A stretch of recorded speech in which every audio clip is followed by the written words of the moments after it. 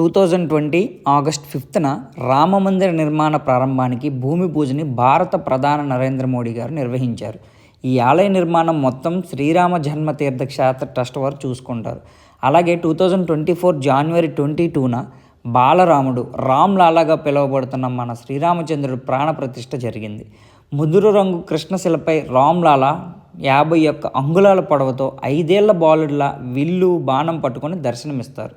భారతదేశంలోనే అయోధ్య రామ మందిరం అనేక చారిత్రక విశేషాలతో నిర్మించి అయోధ్య రామ మందిర్ వేల సంవత్సరాల చరిత్ర, ఏళ్ల తరబడి గొడవలు, ప్రపంచవ్యాప్తంగా ఉండే హిందువుల ఆకాంక్ష సౌధం ఈ అయోధ్య రామ జన్మభూమి.